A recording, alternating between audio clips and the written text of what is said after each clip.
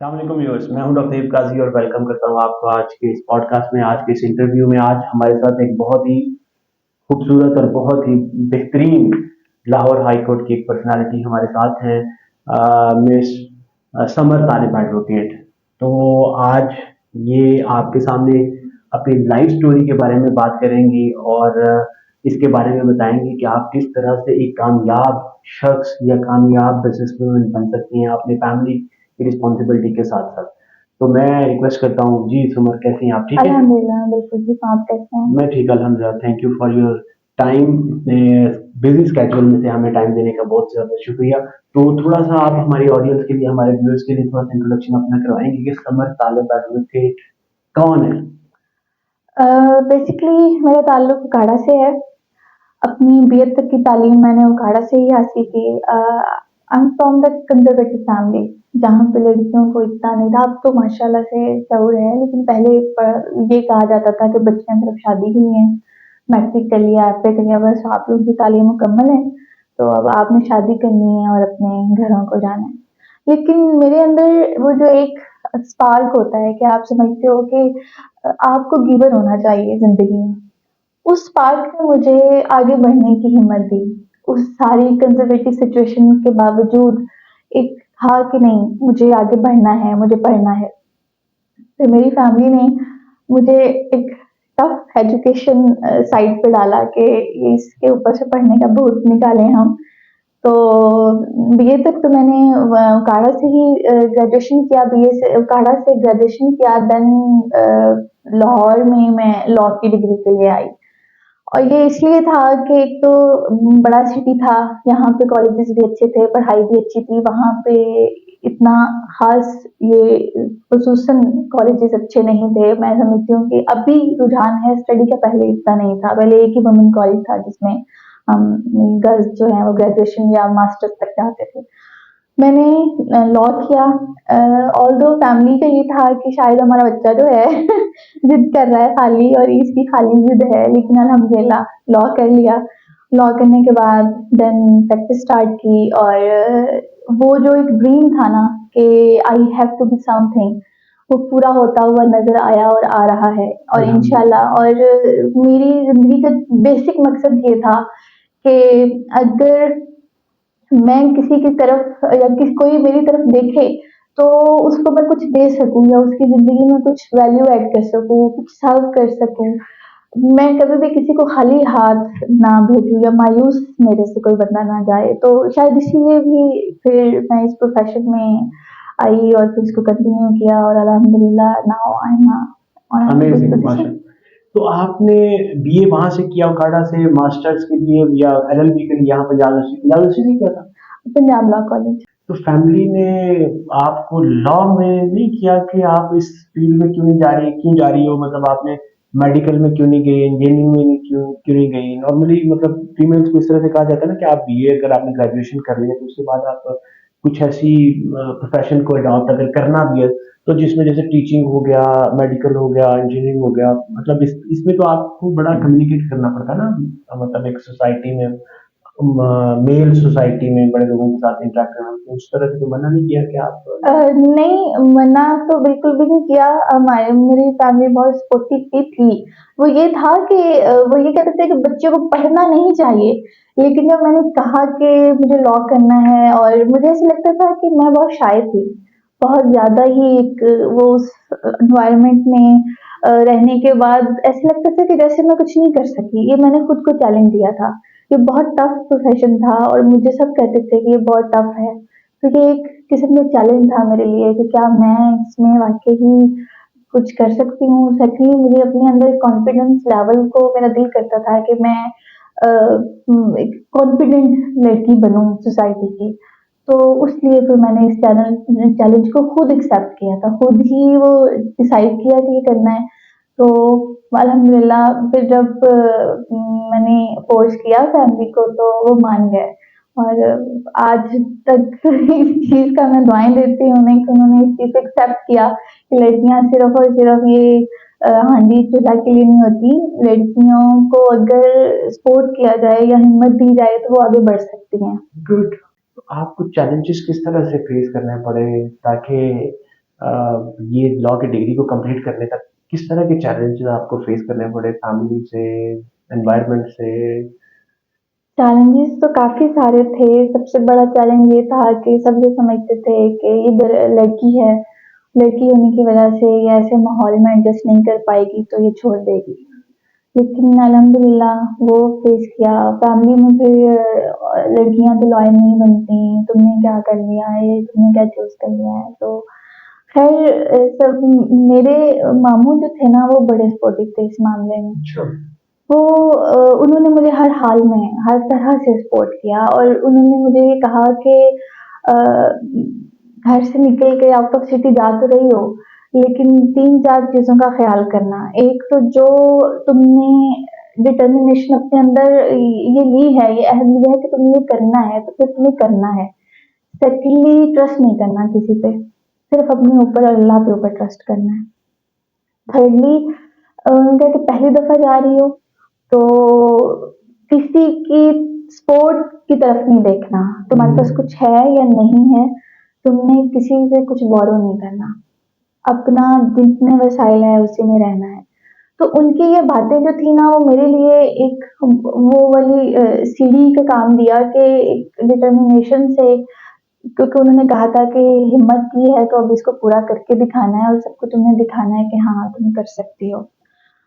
Challenges काफ़ी रहे, बहुत सारे रहे और ऐसा लगता था कि शायद मुश्किल होगा, लेकिन जब अल्लाह पाक की ज़ात आपके साथ जुड़ जाए, एक नेक सोच के साथ जब आप एक किसी राह पे चलते हो, तो फैमिली भी सपोर्टिव हो जाती है। ये इस चीज़ को मैंने नोटिस किया है और इंसान को पॉजिटिविटी में रहते हुए इंसान को ये देखना चाहिए कि मेरी ज़ात से मैं सोसाइटी का कितना भला कर सकता हूँ और आपको एक ये सोच ही आगे बढ़ाए चले जाती है। आपको फर्दर कुछ मेरा नहीं ख्याल कि किसी और स्पोर्ट की या किसी और बूस्टअप की जरूरत होती है। ये सबसे बड़ा बूस्टअप होता है आपके अंदर कि मैं किस तरह से एक मुफीद रुकन बन सकता हूँ सोसाइटी का। तो आप वो फिर कोशिश करते रहते हैं, तो हो जाता है। Good, thank you. अच्छा, मुझे आप ये बताएं कि आप कब से आपने जो चीज़ों को सीखा, आपने लॉ में अपनी डिग्री हासिल की, एलएलबी किया ना आपने? जी आनंद। तो उसको कब आपने कंप्लीट कभी किया और आगे से कौन सी, इसमें भी मेरे से स्पेशलाइजेशन भी तो होती है ना, कोर्ट, फैमिली केसेस या कुछ इस तरह से, शादियां, ये वो इस तरह से कुछ वो भी हो रहा है ना, तो आगे कब से आप प्रैक्टिस कर रही हैं और कौन सी आपने मेरी उसमें सिविल प्रैक्टिस केसेस और इस तरह से? अल्हम्दुलिल्लाह 8 मोर इयर्स हो गए हैं मेरी प्रैक्टिस को। 8 साल से ज्यादा? जी। और इसमें ये होता है कि आपने लॉ पढ़ने के बाद जब आप प्रैक्टिस में आते हो ना तो फिर आप हर तरह के केसेस के डील करते हो। आप अच्छा। क्रिमिनल केसेस को भी डील कर रहे होते हो, आप सिविल केसेस को भी डील कर रहे होते हो। पहले आप एक सीनियर के साथ अटैच होते हो, वहाँ पे आप फैमिली, क्रिमिनल, सिविल, सर्विसेज जितने भी मैटर्स होते हैं आप उनको देखते हो, पढ़ते हो, सीखते हो, प्रैक्टिकली उसको इम्प्लीमेंट होते देखते हो। तो वो करने के बाद फिर आप चूज करते हो कि आपको सिर्फ क्रिमिनल साइड की तरफ जाना है या आपको सिविल डोमेन में जाना है, फैमिली में जाना है, बैंकिंग सर्विसेज, टैक्स, इसमें फिर डोमेन्स होती हैं आपकी कि वो फिर जहाँ पे आप समझते हो कि मेरी टेंडेंसी साइड पे है, तो वो फिर आप वो वाला प्रोफेशन जो है वो अपने आप को वो वाला एडवोकेट आप बन जाते हो। आप क्रिमिनल एडवोकेट हो या सिविल हो, आप सर्विसेज के मैटर को देखते हो सिर्फ, या सिर्फ बैंकिंग को देखते हो या जस्ट टैक्स को देखते हो। तो फिर दैट्स योर डिस्कशन कि आप क्या करना चाह रहे हो। पहले 1-2 साल आपको सारी प्रैक्टिस करनी होती है। अच्छा, सही है। तो इसकी स्पेशलाइजेशन के लिए कोई आपको फर्दर क्वालिफिकेशन भी चाहिए कि बस आपकी अपनी एक चॉइस है कि आपने कौन सी डायरेक्शन में जा रहे हैं? कुछ ऐसे मैंने लॉयर्स देखे ना, वो कह रहे हैं ये बैंकिंग एक्सपर्ट हो गया, कुछ क्रिमिनल केसेस के एक्सपर्ट हो गया, कुछ सिविल के इस तरह से हो गया। तो ये आपकी अपनी डिस्क्रिप्शन है कि जिसमें आप करना चाह रहे हो, आप दूसरे केसेस नहीं करना चाहते, आप नहीं करते उसमें। हाँ, ये आपकी अपनी चॉइस होती है। अदरवाइज आपको कोई रिस्ट्रिक्शन नहीं है कि आप मतलब ये वाली बस ये कर सकते हो? नहीं, आप फिर उसके बाद ये होता है कि आप एलएलएम कर सकते हो। एलएलएम के साथ फिर आप लेक्चरशिप होती है, वो आप डिफरेंट कॉलेजेस में लेक्चर दे सकते हो। लेकिन बेसिक जो डिग्री है ना वो एलएलबी है। एलएलबी के बाद फिर आप ये डिसाइड करते हो कि आपको क्रिमिनल का वकील बनना है, आपको सिविल का वकील बनना है, आपको सिर्फ फैमिली मैटर्स ही देखने हैं, या आप टैक्स की साइड पे ज्यादा अच्छा परफॉर्म कर सकते हो, या आपको लेबर लॉज का ज्यादा अच्छे से नॉलेज है और आप उसमें अच्छा सा परफॉर्म कर सकते हो। जहाँ आप अच्छा परफॉर्म करते हो या जहाँ आप फील करते हो कि नहीं this field is for me, तो वो फिर आप चूज कर लेते हो। मतलब ये वाले डोमेन या ये वाले केस मुझे अच्छे लगते हैं, मैं इसमें जाना हाँ चाहता हूँ। तो मैं आपकी क्या स्पेशलाइजेशन है? मेरी स्पेशलाइजेशन में ज़्यादा सिविल और फैमिली आता है। क्रिमिनल के केसेस भी मैं करती हूँ, लेकिन मोस्टली सिविल एंड फैमिली यही मैटर होते हैं। इनको जरा देखिए। फैमिली मैटर को क्यों मैंने ज़्यादा प्रेफर किया कि इसमें एज अ वेलफेयर आप सर्विसेज देते हो, जो अच्छा। कि मैं देती हूँ। उसमें ये होता है कि बहुत पैसे सारे चार्ज नहीं करती? हाँ, वहाँ पे अगर मैं देखूँ कि लेडीज वो हैं जो नीडी हैं और जिनके पास सिवाय एक आस के कोई दूसरा रास्ता नहीं है, तो मैं उनसे चार्ज नहीं करती। मैं फिर उनके केसेस को फ्री ऑफ कॉस्ट करती हूँ और कोशिश ये करती हूँ कि मैं मैक्सिमम उनको रिलीफ दिला सकूँ, क्योंकि हमारी सोसाइटी में औरत का बाहर निकलना और फिर औरत का कोई स्टेप लेना, ये ऐसे इतना कोई इजी नहीं है। अब शायद थोड़ा सा हो गया है कि फिर लेडीज भी थोड़ा सा शऊर आ गया है उनमें, अगर वो समझती हैं कि मेरे साथ ये गलत है तो फिर वो उसके ऊपर स्टैंड लेती हैं। तो लेकिन बहुत सारे अगर आप बैकवर्ड एरियाज में जाएं तो बहुत सारे घरों में ऐसी फीमेल हैं जिनके साथ वाकई जुल्म होता है, जो वाकई जुल्म सहती हैं, जो वाकई ही उस कैपेसिटी में होती हैं कि उनका कोई नहीं करने कमाने वाला होता और उन्होंने खुद ही लड़ना है। तो उनके लिए भी लॉयर्स ऐसे होने चाहिए जो उनकी हेल्प कर सकें। तो उस मामले में फिर मैं फैमिली के मैटर्स इस वे में लेती हूँ कि मुझे उनकी हेल्प करनी है। गुड। जी। बाकी दूसरे मैटर्स के ऊपर फैमिली और जो क्रिमिनल हैं या दूसरे, वो जब आप केसेस नहीं करते? नहीं, क्रिमिनल के भी करती हूँ और सिविल के भी करती हूँ। तो मेरा मोस्टली जो है ये फैमिली एंड सिविल ज्यादा है, क्रिमिनल कम है। लॉयर तो लॉयर होता है, वो सारे मैटर्स को कर सकता है। फिर आगे चल के लाइक जिस तरह से 15 साल या 20 साल आप एक प्रैक्टिस को देते हो, तो उसके बाद अगर आप अपने आप को स्पेसिफाई करना चाहो तो कर सकते हो, क्योंकि समटाइम ऐसा होता है कि आप एक ही साइड के केसेस को ज्यादा अच्छे से डील कर सकोगे, आपके पास टाइम नहीं होता कि आप बाकी केसेस को करो।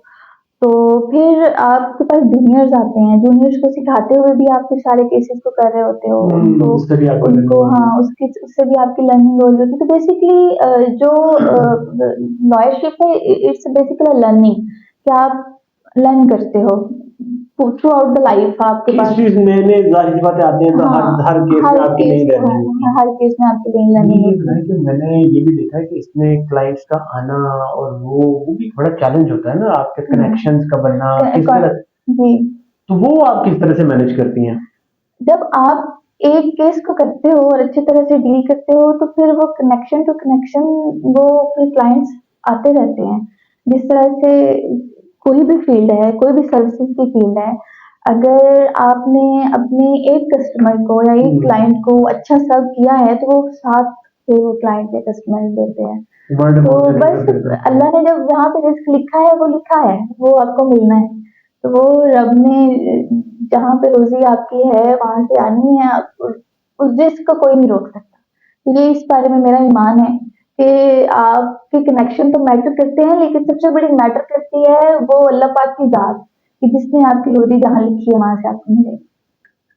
तो जब ये लॉयरशिप आपने शुरू से पैशन अपने अंदर ही था कि कहीं से कि देख के, तो एनवायरनमेंट से कहीं से लगा कि मैंने ये काम करना? अंदर ही था। लाइक जैसे मुझे ना लोगों को सर्व करके अच्छा लगता है। लाइक मुझे आसानियां देना, मुस्कुराहटें फैलाना, हर उस शख्स के लिए मुझे कुछ ना कुछ करना अच्छा लगता है जहां से मुझे लगे कि हाँ इसको मेरी जरूरत है। तो बचपन से ही था कि एक लविंग बिहेवियर था मेरा, और सबके लिए मेरी मेरी ये कोशिश होती थी कि मेरी रात से किसी को तकलीफ ना हो या मैं जितना अच्छा किसी के लिए कर सकूं। तो शायद उसने ही मेरे अंदर ये वाली किरण को भी जगाया कि अगर मैंने लॉ कर लिया तो फिर ये फिर पैशन, वो जो एक सोच थी वो फिर मेरा पैशन बन गई कि मुझे सर्व करना है, मुझे आसानियां देनी है, वो किसी तरह से भी हो, वो कहीं से भी हो। बचपन में ना जाविया एक प्रोग्राम आता था, इस वाक़या में साहब की एक बात होती थी कि ना अल्लाह आपको आसानियां दे और आसानियां तकसीम करने की तौफीक अता फरमाए। तो वो पीटीवी होता था और पीटीवी पे एक ही प्रोग्राम चल रहा होता था। तो वो मैं जब सुनती थी ना तो वो जो वर्ड था ना, वो लाइन मेरे दिमाग में कहीं ना कहीं फिक्स हो गई। तो मुझे ऐसे लगने लगा कि आसानियां बांटने से आसानियां मिलना शुरू हो जाती हैं। आसानियां देना, आप किसी को अच्छी बात कर दो, किसी के काम आ जाओ, किसी के दुख में उसका सहारा बन जाओ, किसी को मेंटोर कर दो। तो ये चीजें फिर बचपन से ही स्टार्ट हो गई। मेरी फ्रेंड्स को अगर इशू होता था तो मैं मैक्सिमम कोशिश होती थी कि मैं उनको मेंटोर करूं, उनकी हेल्प करूं। तो वो आसानियां बांटने का जो अमल था, वो एक बात ने इतना असर किया कि अब पूरी जिंदगी जो है मैंने उसके ऊपर फोकस कर दिया कि आसानियां बांटने से ही आपकी जिंदगी में वो जो खुशी, वो जो इनर सेटिस्फेक्शन है ना, वो मिलती है, और वो मिलती है अल्हम्दुलिल्लाह। आज तक का बेस्ट केस जो आपको लगा हो कि ये बिल्कुल अजीब सा और टफ केस?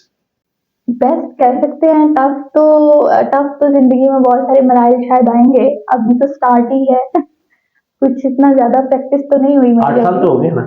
8 साल मेरा नहीं ख्याल कि प्रैक्टिस में आप अगर 40 साल कर लो तो फिर कहोगे कि हाँ ये टफ था और हो गया, और उसके लिए मुझे वेट है कि कौन सा वो टफ हो गया जो मैं चैलेंज एक्सेप्ट करूंगी। वैसा तो लाइफ में, मैं आपको बताऊं, वैसा तो लाइफ में कभी आता नहीं है। नहीं, एक टेस्ट ये हुआ था कि भट्टे के मजदूर थे कोई, और वो पूरी फैमिली थी जो कि वो भट्टे का जो ऑनर था उसने उनको डिटेन किया हुआ था। तो उनका जो मैंने केस किया था ना और उनको छुड़वाया था, तो वो आज तक, वो जब मुझसे मिलते हैं इतना प्यार से, मोहब्बत से, और ऐसे मिलते हैं जैसे मैंने किसी कैद से कैदी को छुड़वाया हो। और वो जो उनकी मोहब्बत है वो मुझे नहीं भूलती, और उस मोहब्बत ने मुझे हमेशा हमेशा वो स्पार्क दिया है कि यार करना पैसे है। लिए थे? नहीं, वो मैंने विदाउट फी किया था, क्योंकि उनके पास अब ऐसे लोगों के पास पैसों की अवेलेबिलिटी नहीं होती, ऐसे लोगों के पास दुआओं की अवेलेबिलिटी, बंडल ऑफ दुआ, बंडल ऑफ प्रेयर्स होती हैं। तो दुआ जो वो होती है ना, वो आई थिंक पैसों से ज्यादा भारी होती है, मुझे लगता ये है। जज्बा कहाँ से है? फैमिली से आ गया, एनवायरनमेंट के दुख देख के, परेशानियां देख के आ गया? कहाँ से ये जज्बा आ गया आपके अंदर? और भी तो बड़े से लोग होते हैं ना, अ, पूरा आपका वो भरा होगा वहां पे सारा, मगर जिस तरह का अंदर एक वो कहते हैं ना नरमी अंदर, वहां पे तो सारे लोग पैसा पैसा पैसे के ऊपर बात कर रहे थे, मगर आपके अंदर ये कैसे आ गया नरमी? और ये अशफाक अहमद वाला वो बात कैसे होगी? मेरा जो ब्रॉटअप हुआ है ना, जिन बुजुर्गों में मैं पली बड़ी हूँ, वो सूफीज्म से ताल्लुक रखते थे। वो देने को ज्यादा प्रेफर करते थे। तो उनसे बचपन से ही सुना था कि आप जितना ज्यादा सर्व करोगे अल्लाह पाक आपको, आप उतना ज्यादा खुदा के करीब होगे, अल्लाह के करीब होगे। तो उस वजह से ये जज्बा, जो मोहब्बत का जज्बा है, जो प्यार का जज्बा है, जो देने का जज्बा है, मैंने उनसे सीखा। मेरे बड़ों ने, मैंने उनको हमेशा देते देखा, मैंने लेते नहीं देखा, किसी से किसी का हक मारते नहीं देखा, किसी के साथ ज्यादती करते नहीं देखा। इवन जब बचपन में ये एक तरबियत जो हर घर में बच्चों की होनी चाहिए, जब किसी चीज को बांटना होता, ज्वाइंट फैमिली सिस्टम था, तो किसी चीज को बांटना होता था ना, तो पेटकों से उनसे बंटवाते थे। तो मुझे जब कोई चीज आती थी तो कहते थे कि इनके क्वेश्चन करो, पार्ट करो और बांटो सबको।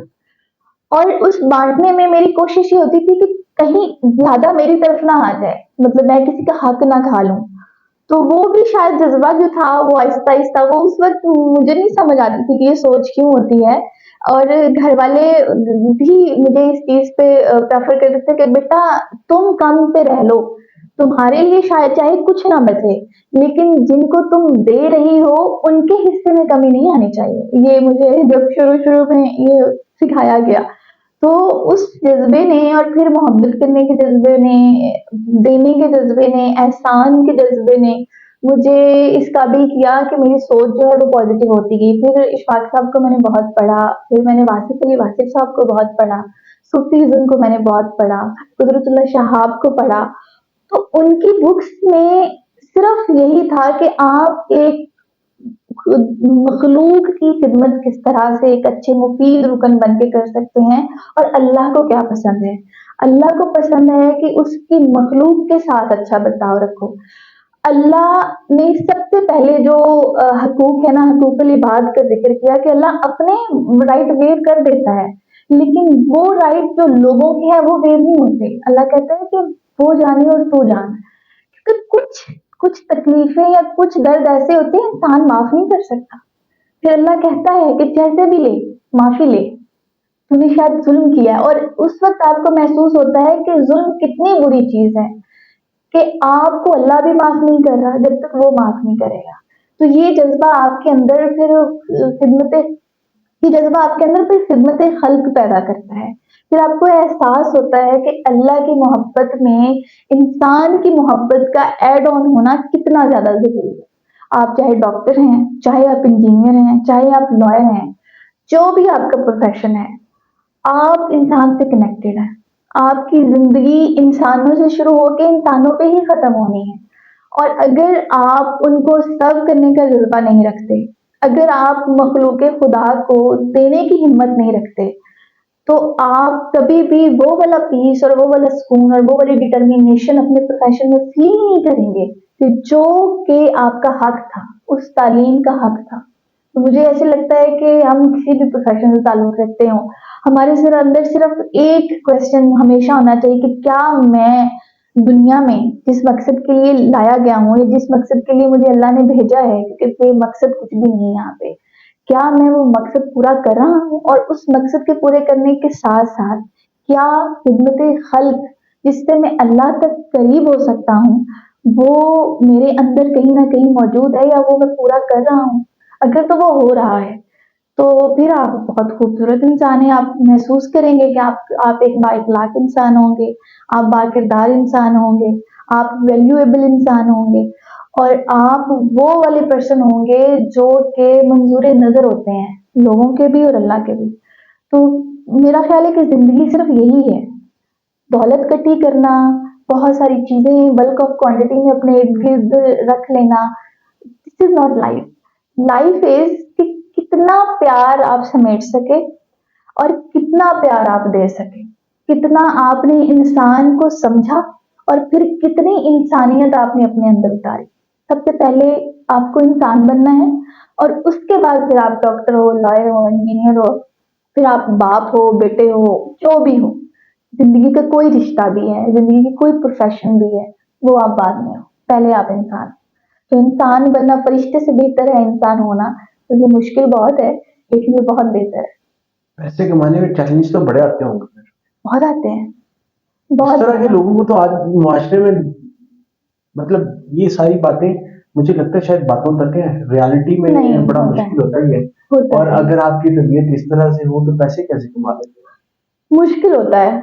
आप सिर्फ सरवाइव कर सकते हो। हो? हाँ, सही बात है ना। आप सरवाइव कर सकते हो। जिसका मैंने तो लोगों को देखा जिनके अंदर ये बातें एक्चुअल में भी वो बात है ना, अंदर बाय से सेम है ना, हाँ उसके लिए पैसे कमाना, किसी से पैसे मांगना हाँ, या फिर बहुत क्या है, वो मुश्किल बड़ा है, मुश्किल है। बहुत मुश्किल है। समझ रहे ना कि जिसके अंदर दर्द दिल, वो क्या कहते हैं ना कि दूसरों को दूसरों की हमदर्दियां उसके अंदर हाँ, बड़ी हो, जैसे वो कहते हैं ना कि सारे जहां का दर्द मेरे दिल में, वो अपने उसके लिए मुझे लगता है कि पैसा बहुत कमाना बड़ा मुश्किल। मुश्किल है। एक आपके सामने एक समाधि आया, अपना केस लेके आया, और हाँ, आप उसको क्लाइंट कस्टमर देख रहे हो, पेशेंट कस्टमर देख, मतलब पैसे कैसे मांगे, तो आप कैसे बहुत उसको करते मुश्किल हैं? होता है। मैं अच्छा, मेरे लिए ये बहुत मुश्किल होता है कि मैं अपने क्लाइंट से कहूँ कि भाई मुझे इतनी फीस है, इतनी हम्म। देनी है। मैं उनको फीस बता देती हूँ कि फीस हमारी इतनी है, बाकी आप अकॉर्डिंग टू योर पॉकेट आप समझते हो कि हाँ आप पे कर सकते हो, तो आप मुझे पूरी पे करोगे। लेकिन आपकी वाकई कोई मजबूरी है तो कोई बाइंडिंग नहीं है, आप जितनी मुझे पे कर दोगे इट्स इनफ। तो सर्वाइवल मुश्किल है, लेकिन देखिए दीन के साथ दुनिया रखनी बड़ी मुश्किल है। ये मेरे नाना अब्बा कहा करते थे, दीन के साथ दुनिया रखनी बहुत मुश्किल है।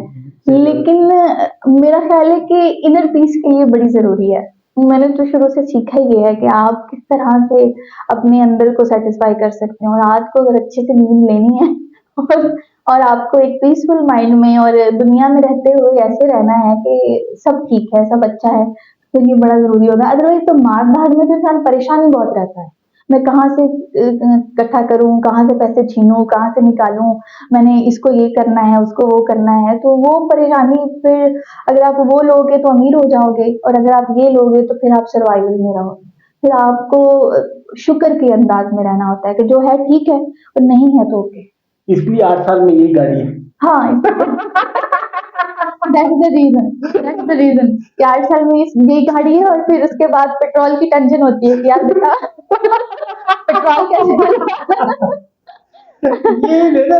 वैसे एक और बात है, मुझे तो कभी कभी लगता है कि जब जो है ना हम बात करते हैं ना कि ये मैंने तो जब पढ़ दिया ना, ये इशफाक अहमद को पढ़ दिया इस तरह, हाँ, तो ऐसा लगता है यार ये बातें मेरे मतलब दुनिया इस तरफ जा रही है, हाँ, ये कहते हैं इस तरफ ये जाओ, कहते हैं गुजारा भी नहीं है इस तरफ जाने, नहीं, मतलब इस तरफ समझ, ये डायरेक्शन ही टोटली, वो कहते हैं इधर जाओ, हाँ, दुनिया कह रही है इधर जाओ, आप इनकी मानो कि यार अल्लाह की मखलूक की खिदमत ये करो ये, तो भाई दुनिया मांग रही है पैसा, देखने को देख रही, तो कैसे चले? वो कभी कभी ऐसा लगता है जैसे ये कहते हैं कि दुनिया से जो है ना आप कता ताल्लुकी कर पता लो, चालू की टाइम। तो आपको किस तरह से दोनों को मैनेज कर रही है? वो इस तरह से कि हिजर की शब में कैद करे या सुबह विसाल में रखे, अच्छा मौला तेरी मर्जी तू जिस हाल में रखे। इस सोच के साथ जब आप मैनेज करते हो ना, तो जैसे भी सिचुएशन आए, जैसे भी हालात आए, तो आप ये सोच रहे होते हो। अच्छा, मैं ऐसी सिचुएशन में ना एक बात सोचती हूँ कि यार जितना भी मैं कमा लूं, जो मर्जी कर लूं, एट द एंड मैंने मर जाना है, एट द एंड मैंने सब कुछ छोड़ छाड़ के मर जाना है। तो इसलिए जो रिस्क है, मैं अल्लाह से दुआ करती हूँ कि सेहत वाला देना, और अल्लाह पाक सुकून वाला रिस्क देना। तो उसमें क्या हो जाता है कि आपके पास वो ड्रीम पूरे करने वाली वो सिचुएशन नहीं होती, लेकिन मैं समझती हूँ कि मेहनत करते जाओ, वो सिचुएशन भी आ जाती है, वो लेवल भी आ जाता है। तो मैं मेहनत कर रही हूँ, हो सकता है कि अल्लाह पाक मेरा वो लेवल भी ले आए, और अगर जिंदगी में वो लेवल आएगा तो शायद इससे ज्यादा खूबसूरत, ये भी खूबसूरत है और वो भी सिचुएशन खूबसूरत होगी, और उसको भी मैं अच्छे से मैनेज करने की कोशिश करूंगी, क्योंकि माल भी तो एक किस्म का इम्तिहान ही होता है। और इस इम्तिहान में दीन और दुनिया, मुझे ये लगता है कि चाहे दुनिया कहाँ भी चली गई हो, लेवल जो भी हो दुनिया का, सोच जो भी हो दुनिया का, मटेरियलिस्टिक हो गई हो, लेकिन हमें एक अप्रोच को कभी भी नहीं छोड़ना चाहिए कि हम इंसान हैं, हमें मर जाना है। तो अपने अंदर एक, वो कहते हैं ना कि माल की हवस को नहीं आने देना चाहिए, जो है ठीक है।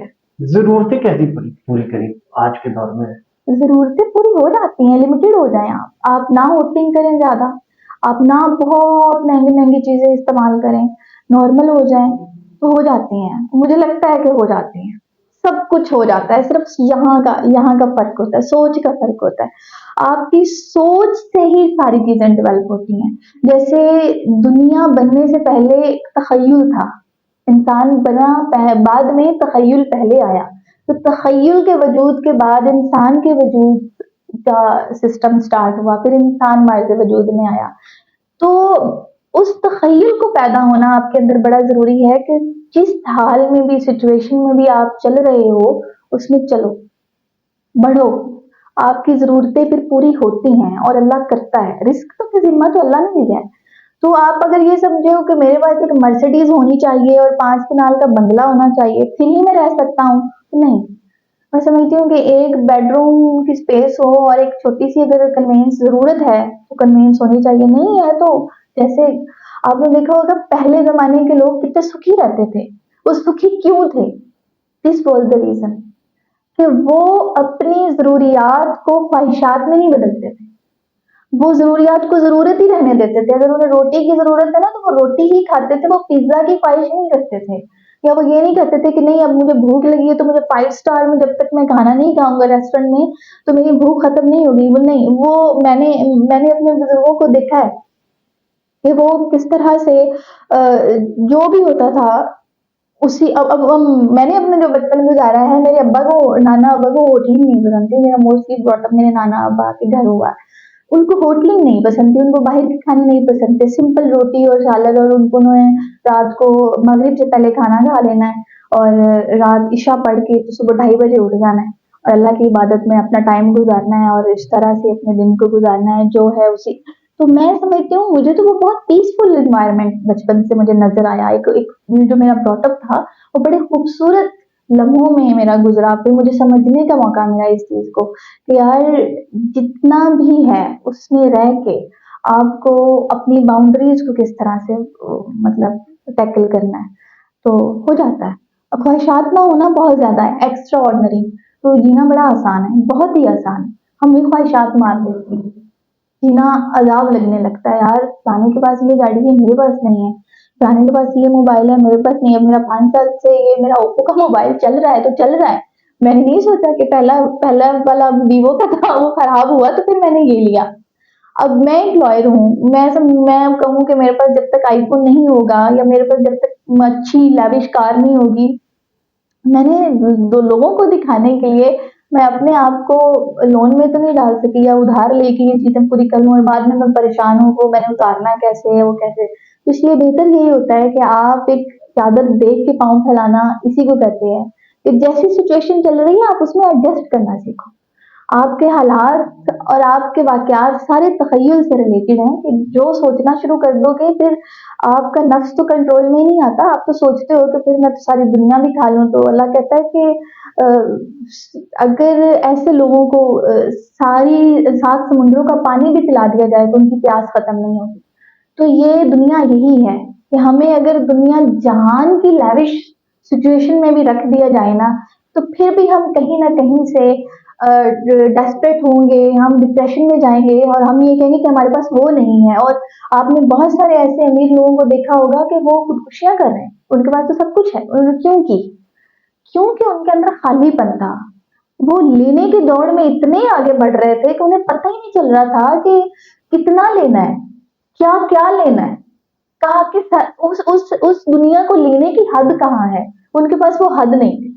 आप जब देने में आ जाते हो ना, तो फिर आपको पता होता है, आपने देते ही चले जाना है, फिर आप हद नहीं ढूँढते, लेने में हद ढूँढने लग जाते हो। यार कौन-सी चीज़ ऐसी हो कि मैं फिल अप हो जाऊँ और मुझे लगे कि मैं सुकून में हूँ। देते हुए जब आप दे रहे होते हो ना, तो आपने जब निकाल दिया और दे दिया, तो आप कहते हो कि हाँ, चलो अगले बंदे का तो भला हुआ, अगला बंदा तो सुकून से है, वो आपके अंदर एक सुकून भर देता है। तो मैं समझती हूँ कि इंसान को कम से कम पॉजिटिविटी अपने अंदर इतनी भर लेनी चाहिए कि सिचुएशन जो भी हो, गुजारा मुश्किल हो जाए। हालात जो भी हो, गुजारा मुश्किल नहीं होता, बिल्कुल भी नहीं होता। सोसाइटी के साथ किस तरह से चले? सोसाइटी के सोसाइटी साथ चीजें और मांगती है, वो कहती है आपके पास अच्छा फोन होना चाहिए, अच्छी गाड़ी होनी चाहिए, अच्छे कपड़े होने फिर चाहिए, वो ब्रांड सोसाइटी आपको क्या देती है उसके बदले में? कुछ भी नहीं। क्या? एक आइसोलेशन। आप मुझे एक सवाल का जवाब दें। आपने लोगों के लिए, चलो आप एक 5 लाख का मोबाइल अफोर्ड नहीं कर सकते, आपने 20-30 हज़ार का मोबाइल ले लिया। आप 5-6 लाख का सूट अफोर्ड नहीं कर सकते, आपने 5 2-3-4 हज़ार का सूट ले लिया। अब आप कहते हो कि लोग मेरी तारीफ़ करें, लोग मुझे अच्छा जानें, तो क्या उन लोगों की फिर क्या वैल्यू होगी जो सिर्फ़ आपको पैसे देख के अच्छा जानते हैं और जो उनको ये नहीं पता कि यार ये तो अंदर से हिया है, ये तो इंसान ही बड़ा अच्छा है। ये मोबाइल, ये गाड़ी, कपड़े, ये इन चीज़ों की तो वैल्यू ही नहीं है। और वो लोग जो इन चीज़ों को वैल्यू करते हैं, एक्चुअली वो खुद खाली होते हैं। आपको उनकी ज़रूरत ही नहीं होती। आप खामखा उनमें जाके घुस रहे होते हैं। वो मखमल में वो क्या काट कहते का हैं, पैसा। काठ का पैबंद लगाने की कोशिश कर रहे होते हैं और खुद को इतना कॉम्प्लेक्स कर लेते हैं कि यार मैं अगर इस चमकते हुए लोगों में बैठूँगा तो शायद मैं बड़ा ये अच्छा बातें किस दिखूँगा। उम्र में समझ आ जाती है? अगर आप समझना शुरू करो, आपको सबसे पहले ना आपको कोशिश करनी होती है कि आप अल्लाह से कनेक्ट हो। जब आपकी कनेक्टिविटी आपके रब के साथ कैसे होती बनाए है, कनेक्शन अल्लाह से? अल्लाह से कनेक्शन कैसे बनाएं? अल्लाह से कनेक्शन बनाने का एक रास्ता ये भी है कि आप कुछ भी कर रहे हो, गलत हो, सही हो, बुरा हो, गुनाह हो, कुछ भी हो, रुके। आप फौरन अल्लाह से कहें कि अल्लाह पाक ये हो गया है। आप खुद को ये ना कहें नहीं मैं तो गंदा हूँ, मैं मेरे से तो हो गया, अब मैं नहीं, मतलब मुझे अल्लाह ने एक्सेप्ट ही नहीं करना। नहीं, ये सोच नहीं है। आपको आपके आप बुजुर्गों को पढ़े, सूफीज़्म को पढ़े, वो कहते हैं कि आ जाओ वापस, फौरन आओ, फौरन मिलो, फौरन बैठो, फौरन बातें करो। क्यों? क्योंकि आपकी कनेक्टिविटी किसी भी शख्सियत से तभी बनेगी जब आप वन टू वन मीटिंग करोगे। आप उससे फ़ोन कॉल पे कनेक्ट रहोगे, आपके मैसेजेस होंगे, आपकी मीटिंग होगी, आप मिलोगे। This is the connectivity. आप साल-साल, 2-2 साल, 4-4 साल उसके पास ही ना जाओ, उससे बात ही ना करो, उसको अपने किसी मामले में ना लेके आओ, आप दुआ ही ना करो, तो कनेक्टिविटी तो नहीं आ सकती। जब आप दुआ करने लगते हो, जब आप अल्लाह से मांगने लगते हो, जब आप अल्लाह से कहने लगते हो, तो कनेक्टिविटी बढ़ती है। कनेक्टिविटी बढ़ती है, फिर आप शिकायतें करते हो, "अल्लाह पाक मेरे पास ये नहीं है, मेरे पास वो नहीं है, मैं यहाँ पे तंग हूँ, मैं वहाँ पे तंग हूँ।" फिर आपका अल्लाह आपको कहता है कि मान लिया कि तुम यहाँ तंग हो, तो सोचो तो सही कि तुम्हारे पास क्या-क्या है जो दूसरे के पास नहीं है। सोचो तो सही कि क्या-क्या वो तकलीफें हैं जो तुमने नहीं देखी हैं, लेकिन तुम्हारे सामने वाले बंदे ने देखी हैं। और अगर तुमने वो नहीं देखी हैं और सामने वाला बंदा देख रहा है, तो यार तुम्हारे पास बहुत कुछ है। शुक्र करो, आगे बढ़ो, मैं आगे दूँगा। रखा हुआ है मैंने, मैं सँभाल लूँगा सब, बस आओ, आगे बढ़ो। तो वो हो जाता है। अब जैसे मैंने सोचा था कि मैंने पढ़ना है, और हम क्योंकि उकाड़ा में की बच्ची लाहौर में आए, दिस इज़ नॉट पॉसिबल। लेकिन मैंने सोचा कि मैंने करना है। मैंने जब ये सोच लिया कि मैंने करना है, तो डिफ़िकल्टीज़ बहुत आई होंगी, बहुत हर्डल्स आई होंगी, बहुत परेशानियाँ आई होंगी, तो मैंने किससे बात की? मैंने अल्लाह से बात की। मैंने अल्लाह से कहा कि ये प्रॉब्लम्स हैं, लेकिन फिर उन प्रॉब्लम्स को मैंने सॉल्व होते देखा। बहुत सारी वेज़ में मैंने उनमें एक सुकून आते देखा। उसके साथ-साथ अब मैं ये फ़ील करती हूँ कि मैं अगर ऐसे ही चलती रहूँगी, तो मेरी मंज़िल जो है वो इंशाल्लाह बहुत आसान है और बहुत खूबसूरत होगी। अच्छा, तो ऐसी चीज़ें जो हैं वो आपको जोड़ती हैं। मुझे ये बताएं, जो लोग सोसाइटी में लोग बैठे, क्या उन्हें इन चीजों का पता नहीं है कि उसके ऊपर कान नहीं धरते? क्या कान होता नहीं धरते, कान नहीं धरते। जहाँ जो मैं फ़ील करती हूँ ना, लोग कभी खुद के साथ नहीं बैठते, लोग लोगों के साथ बैठते। आप जब खुद के साथ बैठते हो और आप अपने अल्लाह के साथ बैठते हो, तो देन आपके अंदर वो डीपनेस आना शुरू होती है। देन रब आपको बताता है कि ए इंसान तू ये है, तुझे इस मकसद के लिए पैदा किया गया है, और इस मकसद के साथ तुमने भटकना नहीं है। और भटकने के लिए तो शैतान हर वक्त रेडी है, वो तो भटकाता रहता है। आपने देखना है कि मैं उन हदूद में रहते हुए, उन चीज़ों में रहते हुए कौन सी ऐसी चीज़ कर सकता हूँ जो मेरे अल्लाह को अच्छी लगे। आपने एक तख़य्युल में लाना है कि मेरे रब को क्या अच्छा लगता है। जब आप ये सोचने लगते हो, तो आप सोचो आपको एक मोहब्बत होती है किसी शख्स के साथ, आप ढलना शुरू हो जाते हो कि यार फलाने बंदे को क्या अच्छा लगता है, मैं ऐसा पहनूँगा, मैं ऐसा बनूँगा, मैं ऐसे बात करूँगा। सॉरी, आप देखते हो कि आपके रवैये में गाली देना है। आपके महबूब को नहीं पसंद कि आप गाली दो, आप छोड़ देते हो। आपकी हैबिट में सिगरेट पीना है, आपके महबूब को नहीं पसंद कि मैं सिगरेट पीऊँ, आप छोड़ देते हो। आपकी हैबिट में ज़ुल्म करना है, लेकिन आपके महबूब को नहीं पसंद, आप छोड़ देते हो। तो दिस इज़ दैट लव। आपको अल्लाह से वो वाली मोहब्बत को पैदा करना पड़ता है, जिससे आप इस सोच को अपने अंदर पैदा करो कि मेरे अल्लाह को ये पसंद नहीं। और उसके लिए सबसे जो ज़्यादा ज़रूरी है ना, कनेक्टिविटी टू डिवाइन लव। हम कुरान पाक पढ़ते ही नहीं हैं, हम तर्जुमा पढ़ते ही नहीं। आप तर्जुमा पढ़ना शुरू कर दो, आप तो निछावर हो जाओ कि भई इतना प्यार, इतनी मोहब्बत। अल्लाह हर जगह कह रहा होता हूँ, मैं गफूर रहीम हूँ, मैं माफ़ करने वाला हूँ, मैं तेरे साथ हूँ, सब्र कर, सब्र करने वालों को मैं अजर देता हूँ। तो किनको कह रहा है अल्लाह पाक? उन्हीं को कह रहा है ना कि जो उसके दोस्त हैं। जो उसका दोस्त नहीं बनना चाह रहे, उसको कैसे कहे? वो उसने जो बोल दिया, आप जाओ पढ़ो, उसके साथ कनेक्ट हो, आपको आपको ये चीज़ें आसान लगने लगेंगी। आपको ये दुनिया में रहना मुश्किल नहीं लगेगा, हर हालात में। कितने लोग मिलते हैं जो वो कहते हैं वो फिर करते भी हैं? आपकी अपनी लाइफ में कितने लोगों को देखा है?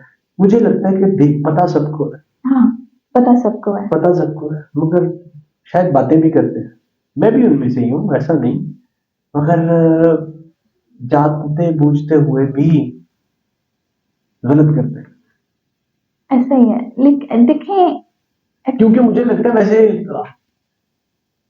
कुरान पाक तो बड़ा, मैं वो तो एक, वो कहते हैं ना, एक आयत का तर्जुमा इंसान की जिंदगी के लिए, उसके लिए वो, मतलब एक आयत जो है ना, वो इनफ होती है आप मैं कह रहा हूँ रात को बदलने की। समझ रहे बात को, ये एक हाँ आयत जो है हाँ, ना, वो काफी होती है।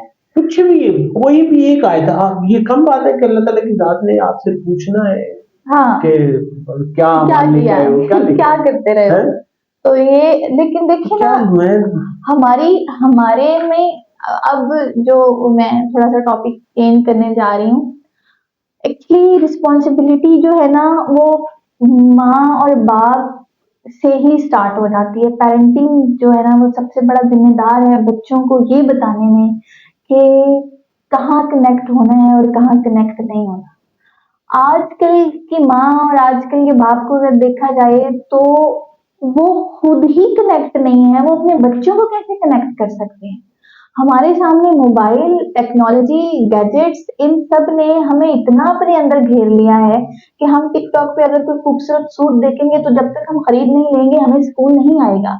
और जब तक हम किसी बंदे को, अगर उसने हमें नुकसान पहुंचाया है, नुकसान नहीं पहुंचाएंगे तो हमें सुकून नहीं आएगा, क्यों? क्योंकि हमने सीखा ही नहीं था। तो नुकसान पहुंचाना नहीं, माफ करना सबसे ज्यादा बड़ी रिस्पॉन्सिबिलिटी और सबसे बड़ा खूबसूरत अमल है। तो जब हम एक चीज को सीखेंगे ही नहीं, इंसान को इंसानियत पढ़ाई ही नहीं जाएगी, तो वो कैसे सीखेगा, वो कैसे करेगा।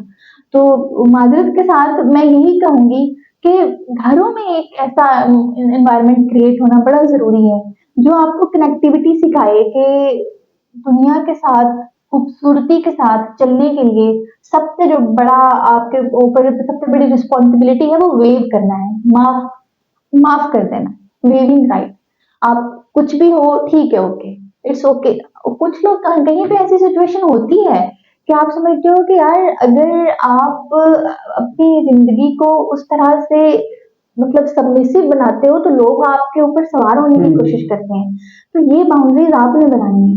आपने लोगों को ये जरूर बताना है कि आप इतने गैर-गुज़रे नहीं हो। एक अच्छे अखलाक में रहते हुए, एक अच्छे सिचुएशन में रहते हुए आप जब ज़िंदगी गुज़ारते हो तो मेरा नहीं ख्याल कि कोई हर्डल्स आती हैं या कोई परेशानियाँ आती हैं।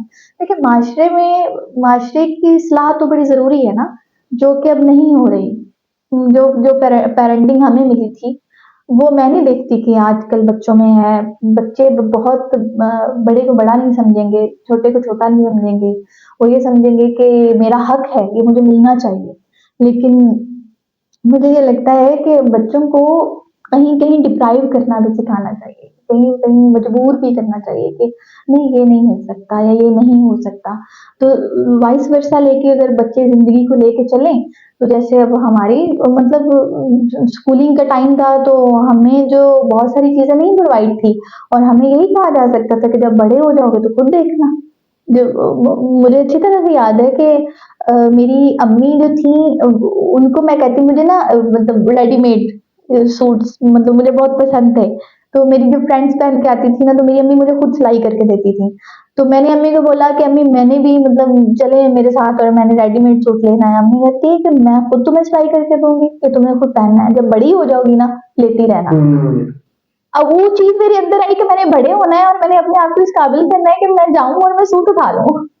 तो ये चीजें कुछ कहीं कहीं डिप्राइव करना चाहिए बच्चों को। तो मगर अभी समझ लगती है वैसे कि वो वाला सलूट जो है ना बहुत ज्यादा कीमती होता था। हाँ, वो ज्यादा खूबसूरत था। बाकी तो रेडीमेड चीजें मिल ही जाती है ना, हाँ, मतलब मिल ही वो जाती है, लेकिन वो खुशी होती है ना जब मैं खुद ले रही होती हूँ ना, अब वो वो खुशी खुशी अपनी एक जगह अपनी अपनी है कि एक अपनी हाँ तब मर्यादा अम्मी में। कहती थी कि खुद जब खुद काबिल हो तो खुद कर लेना। अब जब मैं कर रही हूँ जैसा तू इसे वैसे ही करोगी तुम। तो ये चीजें जो हैं वो आपको याद रहती हैं, आपका बचपन भूलता नहीं है कभी कामयाबी ऐसे। क्या है? कामयाबी मुसलसल मेहनत करते रहना और उस मेहनत में आप कोशिश ये करें कि किसी की दिल आज़ारी ना हो, किसी कंधों के ऊपर पाँव रखते हुए आप ऊपर ना जाएँ, आप अपना स्ट्रेट फॉरवर्ड एक खुशी की तरफ। अच्छा, खुशी हम समझते हैं कि एक चीज़ मिल जाएगी तो हमें खुशी हो जाएगी और अब वो कामयाबी है। हर बंदे की कामयाबी के डिफरेंट एस्पेक्ट्स हैं, हर बंदे की कामयाबी एक अलग है। किसी बंदे की कामयाबी ये है कि वो अ, एक डिग्री हासिल कर ले, किसी की कामयाबी ये है कि वो अच्छा एम्पायर खड़ा कर ले और एक शख्स है कि उसकी कामयाबी सिर्फ यही है कि उसके पास एक अच्छी सी छोटी सी फैमिली हो और वो उसी को कामयाबी मुझे लगता है खुशी है, वो जो आपको वक्तन फवक्तन मिलती रहती है और आप गाहे बगाहे स्टेप बाय स्टेप ज़िंदगी में आगे बढ़ते जाते हो। ये कामयाबी है। कामयाबी कोई ये नहीं होता कि 50 साल बाद या 70 साल बाद या 80 साल बाद एकदम से कोई चीज़ आपके सामने आएगी, नो। कामयाबी आपके पास है, हर लम्हा है।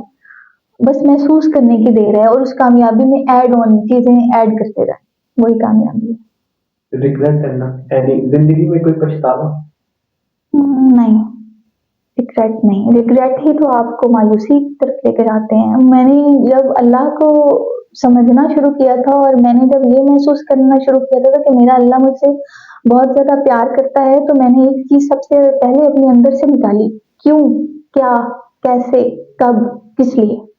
ये वो क्वेश्चन थे जो आपको बर्बाद किए रखेंगे और ये क्वेश्चन मुझे करते थे।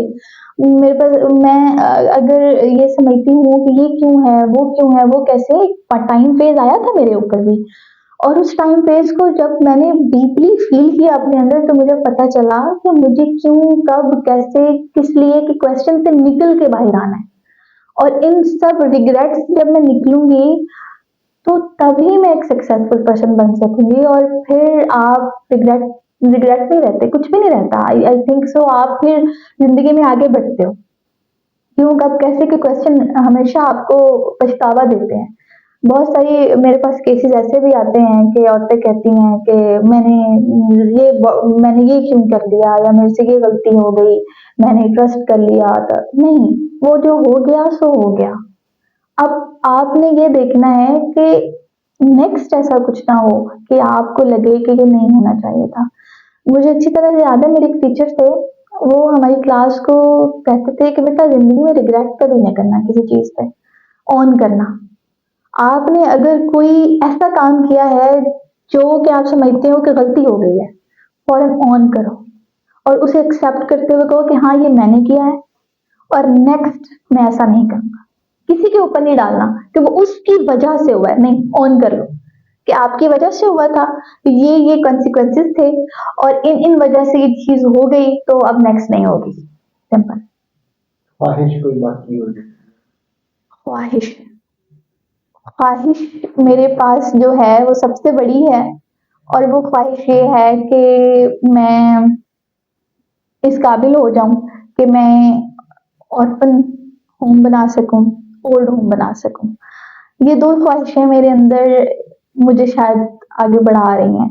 मैं उन माँ बाप की बेटी बनना चाहूंगी कि जो समझते हैं कि कुछ भी नहीं है हमारे पास, हम अकेले हैं, हमें कोई संभालने वाला नहीं। और उन बच्चों की मैं गार्डियन बनना चाहूंगी जो कि बेसहारा अपने आप को फील करें। मेरा ये दिल करता है कि मैं ऐसे बच्चों का साथ दूं, उनको कामयाब एक सक्सेसफुल पर्सन बनाऊं जो इस रिग्रेट में अपनी सारी जिंदगी गुजार देते हैं कि हमारे पास माँ बाप नहीं है, हम कुछ कर नहीं सकते। तो अल्लाह पाक करेगा, आप मेरी मेहनत करने या मेरे आगे बढ़ने का या मेरा मेरा इस प्रोफेशन से कनेक्टेड रहने का सबसे बड़ा रीजन यही था कि मुझे बहुत सारे लोगों के चेहरों पे स्माइल लानी है। फ्यूचर प्लान क्या है? फ्यूचर प्लान यही है कि मैंने अपने आप को इस काबिल करना है कि मैं वो जो मेरे दो ख्वाब हैं मैं उनको पूरा कर सकूं। शादी कब करनी है? कुछ चीजें ऐसी होती हैं कि जो आप वक्त पे छोड़ते हो, खुद पे नहीं छोड़ते। तो समटाइम आपको हालात उधर लेके जा रहे होते हैं कि जिस सिचुएशन में आप चल रहे होते हैं। आप कभी भी किसी से नहीं कह सकते कि जो मेरी जिंदगी में ये फेज है ये किसी की वजह से है, नहीं। अल्लाह पाक ने स्क्रिप्ट लिख रखा है, बेशक। जो बंदा आपकी जिंदगी में आना है उसने आना है और जिसने जाना है उसने जाना है। Everything is scripted. आप बिल्कुल सोच ही नहीं सकते, कभी कभी आपको पता ही नहीं होता कि आप अनजान इंसान से मिल लिए हो और आपको पता नहीं होता वो कहाँ था, अचानक हो जाता है कि ये लिखा हुआ है रब ने, जो रास्ते में लोग जुड़ेंगे ये लिखा हुआ है। तो ये अल्लाह पे ही है, जब इंशाल्लाह। जब बेहतर हुआ तो इंशाल्लाह। कभी जिंदगी में वैसे इस तरह से कोई कोई कनेक्शन बना हो या कोई ऐसा तो नहीं कि जिंदगी में? नहीं, एक्चुअली मुझे लगता है जो कुछ लोग जो ठोकरें सीखता या ये मतलब अंदर वो नरमी वो चीज शायद हाँ, ठोकरों से आती है, ठोकरों कुछ से ऐसा तो आती, नहीं लगता? हाँ, ठोकरों से आती, ठोकरें होनी चाहिए लाइफ में ठोकरें इंसान को इंसान बनाती हैं, तो ये होनी चाहिए। तो ये आती है वाक़ई। मेरी ज़िंदगी में भी थी, बहुत सारी थी, और उन्होंने मुझे पावरफुल बनाया, उन्होंने मुझे वो सिम्पैथी लेने वाला नहीं बनाया, मुझे Good. पावर दिया, मुझे पावर दिया। एक्चुअली ठोकर ये होती है कि आपके पास किसी कोई चीज़ ना हो और फिर लोगों से आप उसकी डिमांड करें और लोग आपको धुतकार दें, ये ठोकर है, ये सबसे बड़ी ठोकर है। तो ये जब आपकी ज़िंदगी में आती है तो कुछ लोग ऐसे होते हैं कि मेरी किस्मत में यही था, मैं ऐसा ही था, मुझे ऐसे ही होना है, आप नशेड़ी बन जाते हो, आप गुंडे बन जाते हो, आप ज़ालिम बन जाते हो। मैं समझती हूँ कि वो ठोकर इसलिए आती है कि आप इस चीज़ का मवाज़ना कर सकें कि वो लोग जिनके साथ ये हो रहा है, कितना मुश्किल है उनके लिए जीना। और आप अगर ये ज़िंदगी में किसी मकाम तक पहुँच जाएँ, तो उनको सँभाल लें। ये होती है ठोकर। ठोकर ये नहीं होती कि आप भी वैसे ही बन जाएँ, ना आप किसी जोग्य हो, ना अगले के किसी काम आएँ। तो आपको उन ठोकरों से निकाल के खुद को इतना पावरफुल बना लेना है कि उस पावर की छाँव में आप दुनिया सँभालो। पैगाम देंगी देखने वालों को जिंदगी का लाइफ लेसन? मैं सबसे बड़ा पैगाम तो यही देना चाहूँगी कि सिचुएशन कैसी भी हो, खुद को पॉजिटिव रखें, खुद को बेनिफिशियल रखें, खुद को इस तरह से रखें कि शुक्र का एलिमेंट आपके हाथ से कभी ना जाए। और हमारी जितनी भी यूथ है, वो मेहनत कर रहे हैं, वो ज़िंदगी में आगे बढ़ने की कोशिश कर रहे हैं, उसमें आपके अंदर पॉज़िटिविटी की इस हद तक इंतहा होनी चाहिए कि आप अगर ये समझ रहे हो कि हमारे सामने वाला जो इंसान है वो धोखेबाज है और वो बुरा है और वो गलत है, क्योंकि पिछले दिनों एक छोटा-सा इंटरव्यू मैंने देखा था, तो यूथ से इंटरव्यू था और वो मोस्टली यही कह रहे थे कि हमने दुनिया से धोखा सीखा, हमने ये सीखा कि लोग ड्रामेबाज हैं, लोग धोखा देते हैं, लोग डिस्टर्ब करते हैं, कराते हैं। आप सिर्फ उनको देखो, बनो ना वैसे। आपको बनने में जो अपने ऊपर एफर्ट करनी चाहिए, वो ये करनी चाहिए कि आप कितना सर्व कर सकते हो। वही फातिमा की बात कि आसानियाँ अल्लाह पाक आपको नसीब करे और आसानियाँ बाँटने की तौफीक अता फरमाए।